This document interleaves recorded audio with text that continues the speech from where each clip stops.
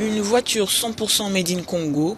L'idée paraît folle, mais dans cet atelier de l'Institut technique industriel de Goma, dans l'est de la RDC, on y croit. Ici, chaque élève connaît sa partition. Âgés de 15 à 20 ans, ils mettent les dernières touches à ce véhicule après 2 années de travail acharné.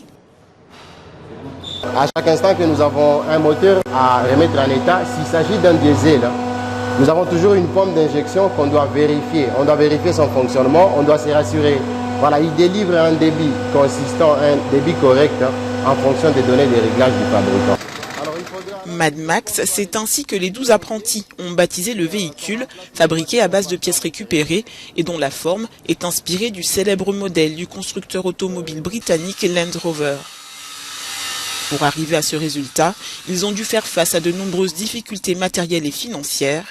Pas de quoi stopper les rêves de ces constructeurs en herbe, devenus source d'inspiration dans leurs communautés respectives.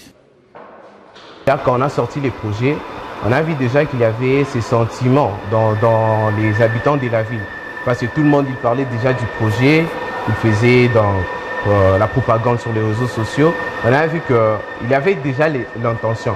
Bon, les tensions comptent aussi, mais il faut aussi qu'il y ait les financements. Donc, ils peuvent avoir l'intention, mais les financements n'est pas encore là. Mais nous sommes sûrs qu'avec le temps, il y aura vraiment des investisseurs. Bon, en soi, parce que nous utilisions des éléments de récupération dorénavant déclassés, et donc il y a certains faits liés plutôt au budget qu'on ne saurait pas en tout cas détailler. Mais alors, le projet nous a pris autour de 2 500 $. On aimerait normalement que par le biais de cette œuvre, que le monde, que la RDC sache qu'il a un talent, qu'il y a des talents en RDC, que les jeunes que nous encadrons sont à mesure de faire quelque chose de grand.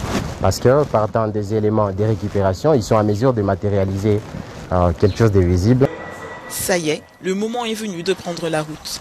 Mad Max, qui répond aux normes internationales, fonctionne avec un moteur diesel, tandis qu'un bidon installé à l'arrière fait office de réservoir.